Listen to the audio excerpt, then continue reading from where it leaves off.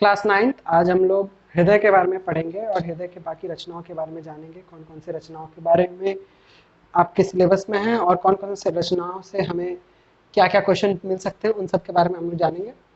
तो हृदय लगभग लगभग आपका दोनों वक्ष गुहा के बीच में लगभग लगभग होता है। समझिए, ये अगर आपका बॉडी है, ये आपका हाथ है, ये आपका चेस्ट एरिया या वक्ष गुहा एरिया है, तो यहाँ दोनों लंग्स होता है और लंग्स के लगभग लगभग बीच इलाका में आपका हृदय होता है, पर थोड़ा सा लेफ्ट की तरफ धसका हुआ रहता है।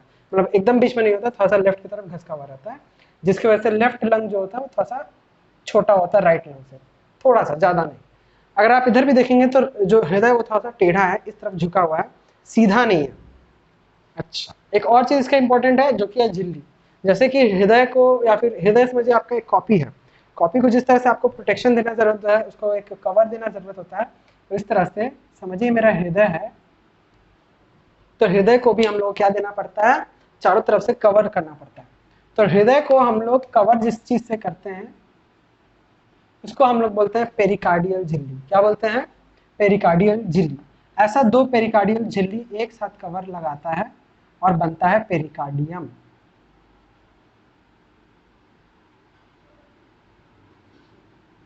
तो पेरिकार्डियम कैसे बनता है?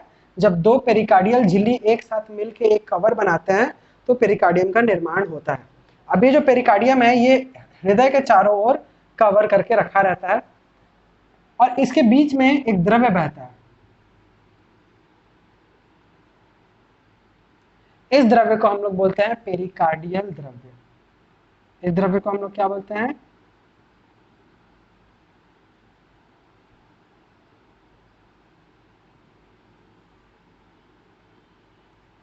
पेरिकार्डियल द्रव्य। पेरिकार्डियल द्रव्य क्यों बोलते हैं? क्योंकि एक द्रव्य होता है जो कि इन दोनों झिल्ली के बीच में बहता रहता है। इसका काम क्या होता है कि हृदय तक कोई भी शॉक को या फिर कोई भी डैमेज को ना पहुंचाना। सारा जो शॉक होता है या फिर डैमेज होता है वो सब ये एब्जॉर्ब कर लेता है, सोख लेता है, कि जिससे हृदय को कोई नुकसान ना पहुंचे। अब आ जाता है हृदय के स्ट्रक्चर के ऊपर। तो हृदय जो है वो एक अलग तरह का पेशी से बना रहता है जिसको हम लोग बोलते हैं हृदय पेशी। हृदय जिस पेशी से बना हुआ है उसे हम लोग कौन सा पेशी बोलते हैं? हृदय पेशी। ये जो हृदय पेशी है इसका एक बहुत इंपॉर्टेंट कार्य है कि ये कभी थकता नहीं है, क्योंकि हृदय अगर थक जाएगा तो बंद हो जाएगा काम करना, जिसकी वजह से दिक्कत हो सकती है। तो हृदय पेशी कभी थकता नहीं है और हृदय एक साथ कार्य करता है। एक साथ कार्य करता है। क्यों एक साथ कार्य करता है? कैसे कर सकता है एक साथ कार्य? तो इनके पेशियों को अगर हम लोग माइक्रोस्कोप के अंदर देखते हैं तो हम लोग क्या पाते हैं कि सारे जो पेशियां हैं वो एक दूसरे के साथ कनेक्टेड है, ऐसे करके नलियों द्वारा।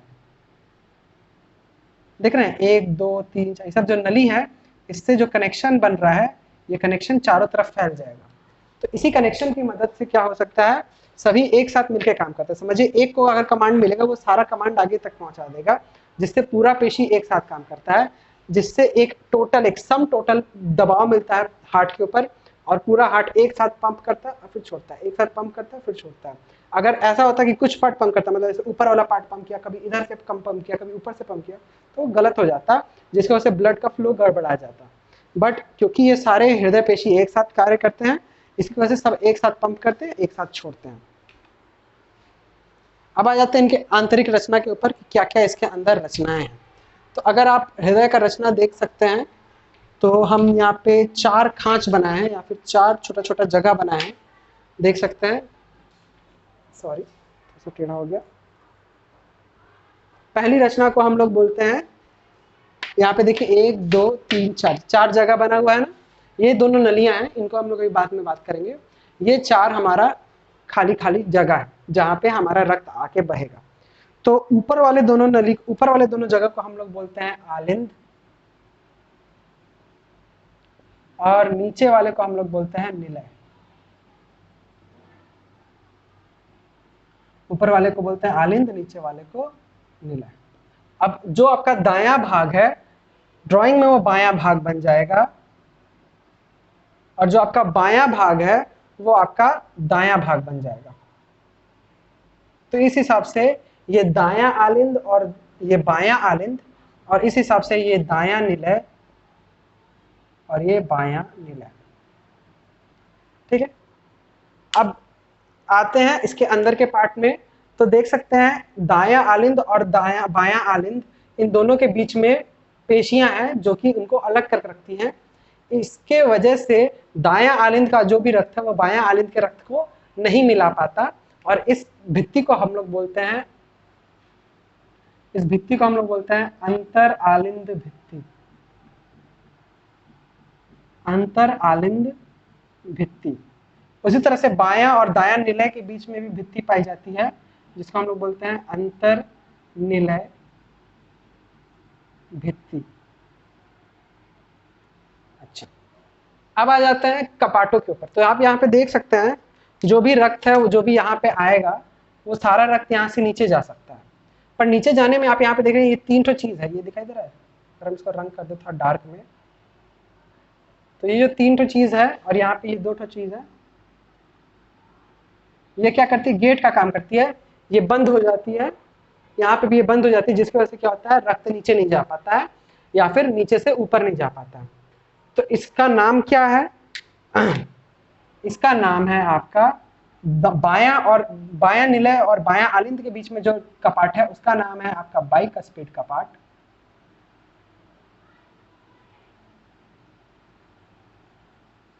या फिर इसका दूसरा नाम है मिट्रल कपाट। उसी तरह से यहां पे इसका नाम है ट्राइकस्पिड कपाट,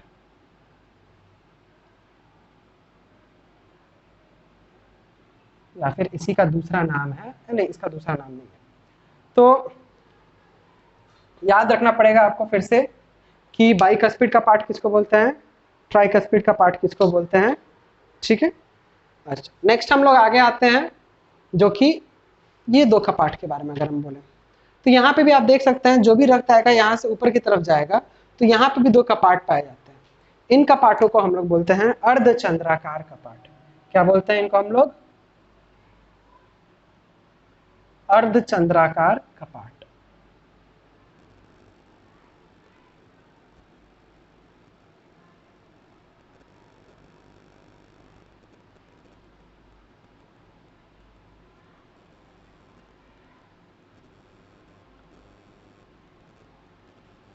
तो ये अर्धचंद्राकार कपाट क्या होता है, इन दोनों के बीच में पाया जाता है। अच्छा, एक और चीज यहाँ पे हम लोग पढ़ेंगे जो कि है, यहाँ पे अगर आप ध्यान दीजिए, ये जो हृदय पेशी है ये मोटी है ना, पर यहाँ पे जो हृदय पेशी है वो कम है। तो क्वेश्चन कभी कभी पूछा जाता है कि आलिंद और निलय में से कौन सा पेशीदार है, मतलब किसमें पेशी ज्यादा है। तो हम लोग बोलेंगे निलय जो होता है वो ज्यादा पेशीदार होता है, क्योंकि दायां आलिंद और बायां आलिंद में देखिए पेशी का मात्रा बहुत कम है, पर निलय में पेशी का मात्रा आप ड्राइंग के हिसाब से ज्यादा है। क्यों ज्यादा है, क्योंकि यहीं से मेन फोर्स जाता है, पंपिंग जो होता है ब्लड का वो यहीं से होता है। ऊपर से पंप उतना इंपॉर्टेंट नहीं होता, नीचे से पंप करना ज्यादा इंपॉर्टेंट होता है। इसीलिए नीचे की तरफ में हम लोग ज्यादा मसल देख रहे हैं, ऊपर की तरफ में हम लोग पेशी ज्यादा नहीं देख रहे हैं। अब कुछ और स्ट्रक्चर्स के बारे में हम लोग जान लेते हैं, जैसे कि ये दोनों नलियों के बारे में। ये दोनों नलियां क्या क्या है, तो सबसे पहले ये वाली नली के बारे में हम लोग जान लेते हैं। ये नली आपकी कहाँ से निकल रही है, ये नली आपकी निकल रही है दाएं नीले से, और दाएं नीले से निकल के बाहर की तरफ जा रही है। इस नली का अगर हम बोले ये नली यहाँ से निकल रही है, यहाँ से आगे जाएगी और यहाँ से 2 रास्ता पकड़ के या तो इधर जाएगी या तो इधर जाएगी।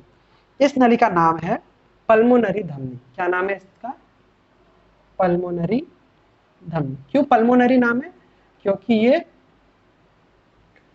जो रक्त को लेके कहाँ जा रही है, ये रक्त को यहाँ से लेके फेफड़े में लेके जा रही है। अब क्योंकि हमारा फेफड़ा 2 होता है, एक राइट फेफड़ा होता है, एक दायां फेफड़ा होता है और एक बायां फेफड़ा होता है, तो ये दाएं फेफड़े में लेके जा रही है और ये बाएं फेफड़े में रक्त को लेके जा रही है। इसलिए ये दायां आपका हो जाएगा, ये दायां पल्मोनरी धमनी हो जाएगा, और ये आपका बायां पल्मोधमनी हो जाएगा। आप लोग पल्मोनरी पूरा लिखिएगा।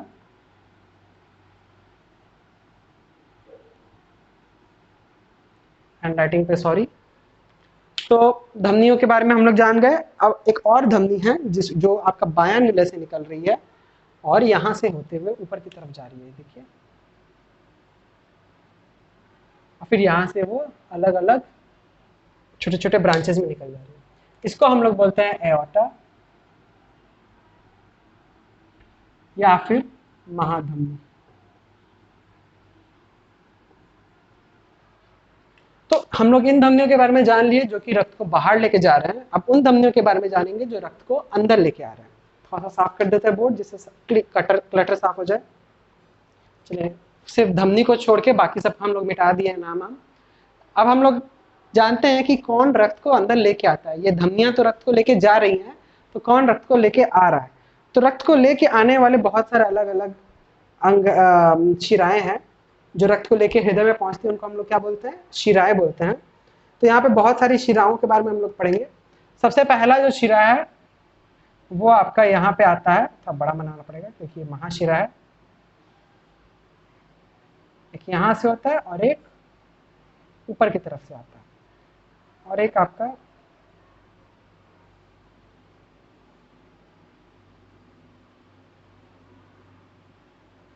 यहाँ पे कुछ इतने सारे शिराओं को आप देख सकते हैं।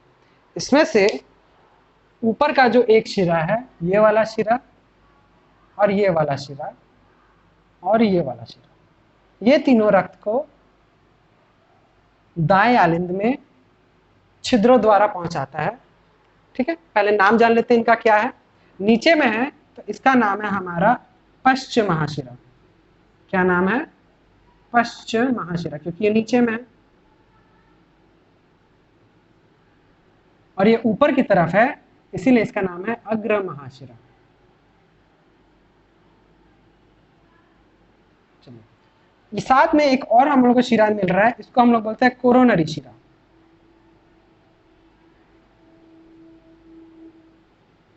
कोरोनरी शिरा हृदय के अंदर अंदर में घूम के इन पेशियों से रक्त को उठाता है।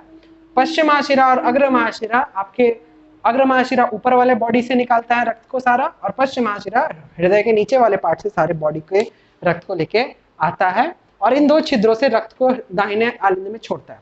इन दो छिद्र का नाम क्या है? इसका नाम है आपका प्रीकैवल छिद्र, और इसका नाम है आपका पोस्ट कैवल छिद्र। आप लोग के बुक में नाम दिया होगा, आप लोग बुक से पढ़ लीजिए। प्री कैवल छिद्र और पोस्ट कैवल छिद्र, इन छिद्रों से रक्त इसके अंदर डूबता है। फिर यहाँ पे आप दो छिद्र देख रहे हैं, इसी तरह से यहाँ पे भी दो छिद्र होता है। इसको हम लोग बोलते हैं शिरा। पर ये कौन सा शिरा है? देखिए, दो अलग अलग भागों से आ रहा है। ये एक्चुअल में एक ही शिरा है, पर ये ये आपका दाएं फेफड़े से आ रहा है और ये आपका बायां फेफड़ा से आ रहा है।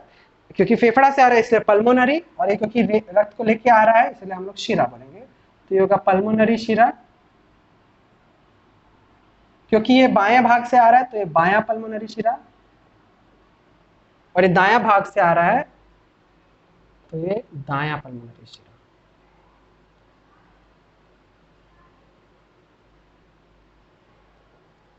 ठीक है, दायां पल्मोनरी शिरा, बायां पल्मोनरी शिरा।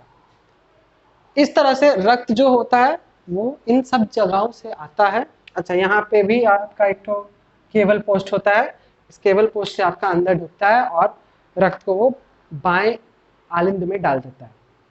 फिर बायां आलिंद से रक्त नीचे गिरता है नीले में, यहाँ से दायां आलिंद से रक्त नीचे गिरता है नीले में। उसके बारे में हम लोग बाद में बात करेंगे। आज हम लोग सिर्फ संरचना के बारे में ही बात कर रहे हैं। इसे आप लोग अच्छा से समझिएगा। आप लोग बुक को भी एक बार रीड कीजिएगा, बुक में वही टॉपिक्स लिखे हुए हैं जो यहाँ पे हम बोर्ड में समझाएं। आप लोग को समझने में और आसानी लगेगा। फिर आज यहीं तक रखते हैं क्लास, इसके बाद वाला पार्ट हम लोग नेक्स्ट दिन करेंगे। आज के लिए इतना ही।